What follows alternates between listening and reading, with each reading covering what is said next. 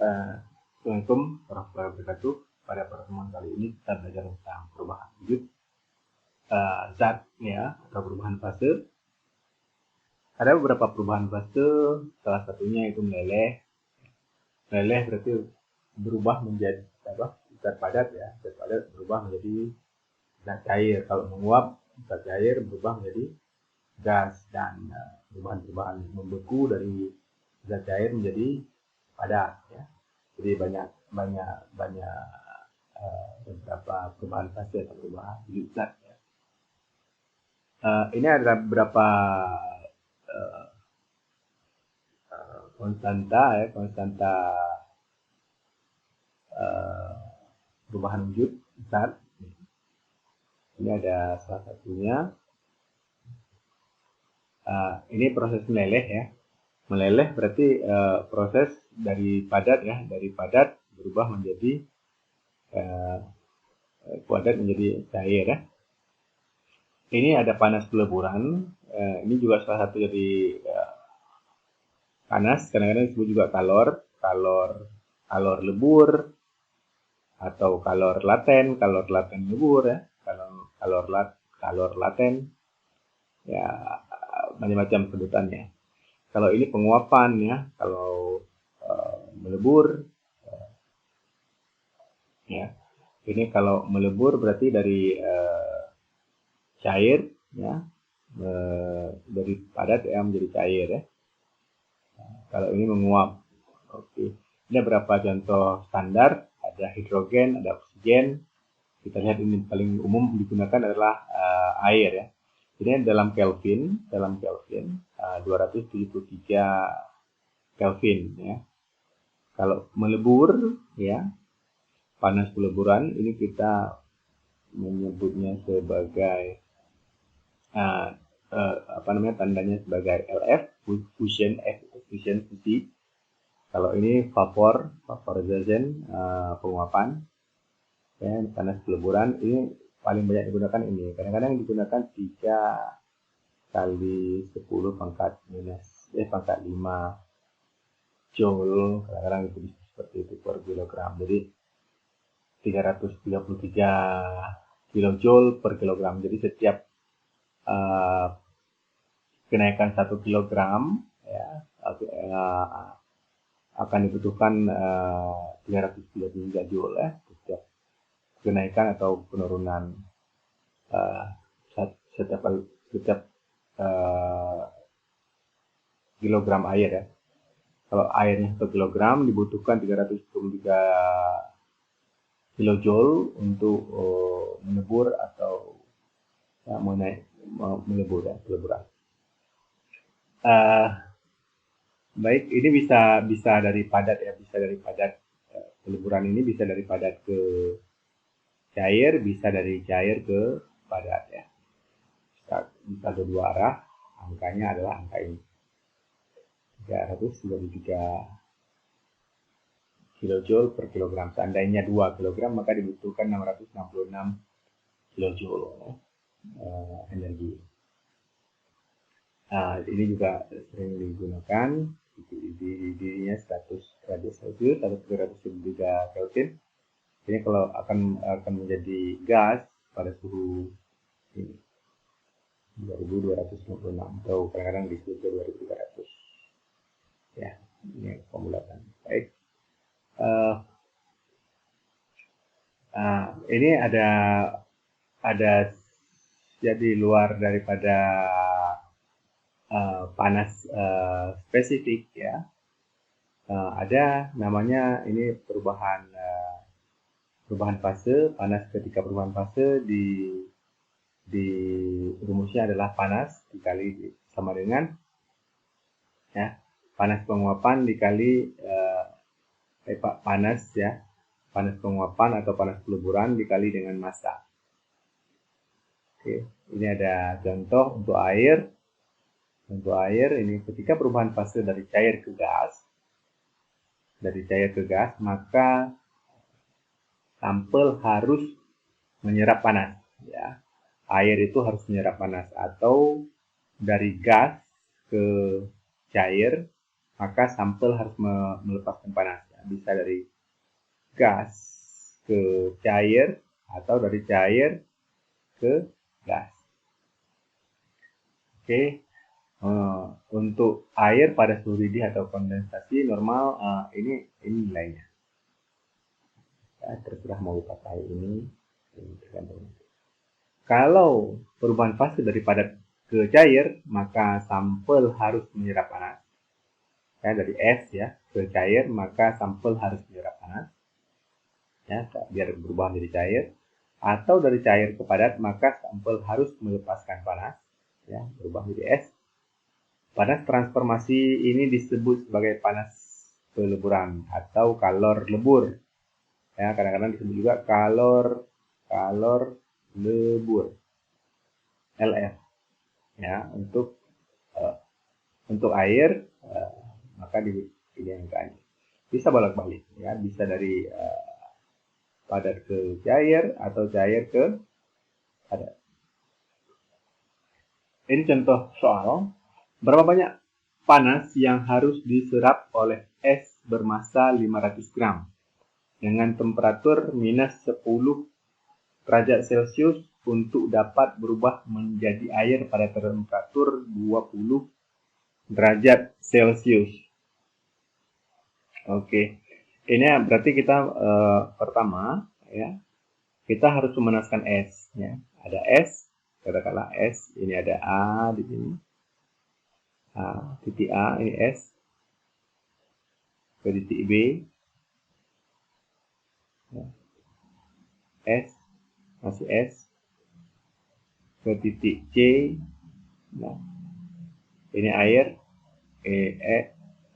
titik C jadi ke cair air ya. Oke.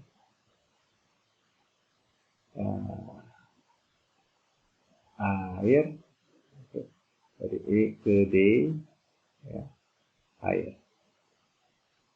Jadi pertama es ya, kita panaskan es sampai menjadi es, mesti menjadi es, dari es menjadi cair, menjadi air, dari air kita naikkan suhunya menjadi 20 derajat Celcius. Kira-kira seperti itu gambarnya. Kita menggunakan rumus untuk karena bukan perubahan fase, kita menggunakan persamaan panas spesifik ya. Panas spesifik kita menggunakan persamaan Q sama dengan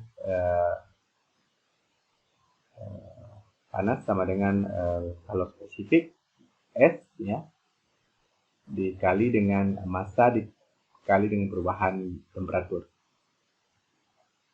Jadi perubahan memanaskan es, panas Q1 yang dibutuhkan untuk memanaskan es dari minus 10, ini minus 10 derajat Celcius ke 0 derajat Celcius, tapi masih berbentuk es.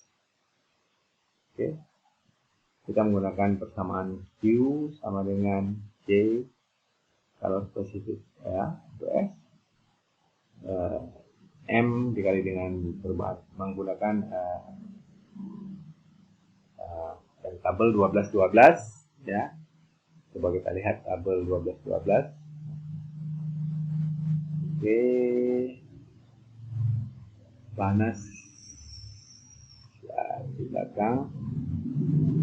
Oke, ini panas spesifik untuk es pada suhu minus 10 derajat Celcius adalah 2220 Joule per kilogram kali Kelvin. Oke. Oke.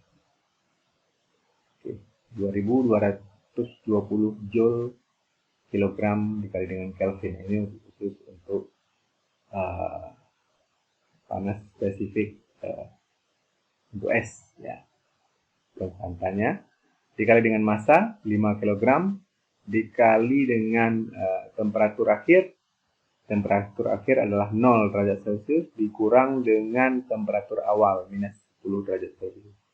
Jadi kita dapat energi yang dibutuhkan ya, panas yang dihasilkan yang dibutuhkan adalah sebesar 110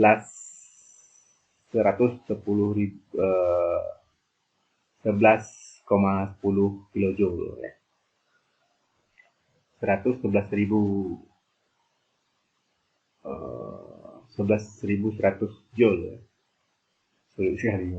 Oke, ini kita baru sampai ke sini. Oke. Selanjutnya meleburkan es. Selanjutnya kita meleburkan es. Jadi karena masih berbentuk es di sini, masih berbentuk es, kita meleburkan es sehingga berubah menjadi air. Panas Q2, ini kita sebut juga Q2, dibutuhkan untuk mencairkan semua es, ya. Karena perubahan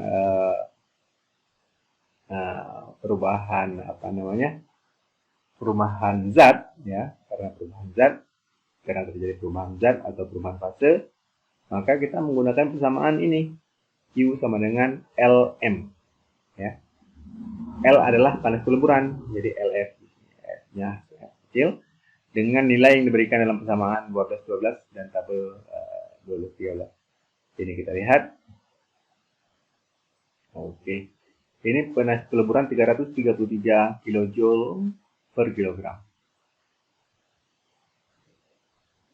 Ya, 333 kJ per kilogram. Kadang-kadang di beberapa buku disebut 3 kali 10 pangkat 5 joule per kilogram, sama saja. Dikali dengan jadi dibutuhkan sebesar panas yang dibutuhkan adalah sebesar 166,5 kilojoule.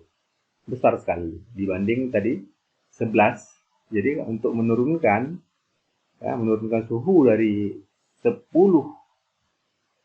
minus 10 derajat Celcius ke 0 derajat Celcius hanya dibutuhkan 11,10 kilojoule. Tapi mencairkan es, ya, itu menjadi air, perubahan fase dibutuhkan energi yang 16 kali lipat, ya. Enggak nyampe, ya, mungkin 12 kali lipat, ya, lebih besar daripada menurunkan suhu, ya. Kalau untuk memanaskan air, sekarang kita sudah berubah, ya, sudah menjadi di sini. Oke. Kita karena ini dengan panas sebesar 166,5 kJ, es sudah menjadi air. Sekarang air itu kita panaskan menjadi 20 derajat Celcius. Berarti kita memanaskan air. Panas Q3, kita sebut Q3. Dibutuhkan untuk menaikkan suhu dari 0 derajat Celcius ke nilai akhir 20 derajat Celcius, ya. Ya, kita lagi menggunakan panas spesifik.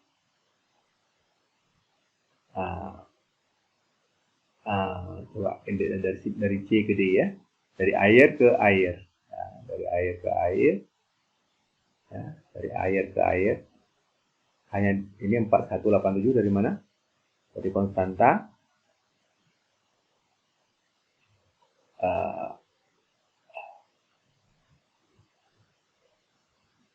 Panas spesifik, ya, air, ya, 4187. Oke.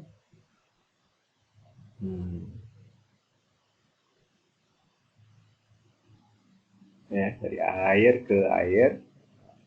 Ini 4187 dikali dengan massa dikali dengan suhu akhir adalah 20 derajat Celcius dikurang suhu awal 0 derajat Celcius sama dengan 41,87 kilojoule. Ya. Terlihat di sini bahwa perubahan fase menghabiskan paling banyak energi, membutuhkan paling banyak energi dibanding usaha untuk menaikkan atau menurunkan atau menaikkan suhu. Total suhu yang dibutuhkan adalah kita gambar tadi. Dari sini, dari A ke B, dari B ke C, dari C ke D dibutuhkan dibutuhkan panas sebesar 219,47 kJ. Ini tidak masalah, ya, tidak masalah. Mau kebetulan ini menaikkan suhu, kalau menurunkan suhu sama saja, tinggal dibalik saja. Tapi konstanta yang digunakan adalah konstanta kalau misal kita menurunkan suhu, berarti dari air. Pertama air kita turunkan menjadi es. Jadi kita menggunakan panas spesifik C air ya, bukan CS. Kalau yang pertama tadi konstanta es ya. Ini kita menggunakan konstanta air. Baik, itu tidak menjadi masalah karena sama saja, angkanya sama saja, cuma dibalik saja. Jadi ingat bahwa untuk menaikkan atau menurunkan suhu, kalau kita ini kebetulan tadi menaikkan suhu ya. Kalau menurunkan suhu berarti dari tinggi, dari A air pertama ya, dari ke B masih air, lalu kita turunkan menjadi C, menjadi S, perubahan fase ya, ini C dan ke D, S ya. Jadi nanti tetap di sini adalah panas paling banyak dibutuhkan adalah panas di perubahan fase. Jadi dari air kita turunkan suhunya, tapi masih berbentuk air. Lalu perubahan fase. Ya. Kalau dari A ke B, ya, dari A ke B, dari air ke air, kita menggunakan persamaan ini. Dari air ke es, kita menggunakan persamaan ini. Ya. Begitu juga dengan dari es, ya, dari es ke es, ya, dan lainnya. Kita menurunkan suhu, kita menggunakan ini, tapi di sini C-nya CS. Oke. Baik, kalau begitu saya akhiri pertemuan ini. Semoga bermanfaat. Assalamualaikum warahmatullahi wabarakatuh.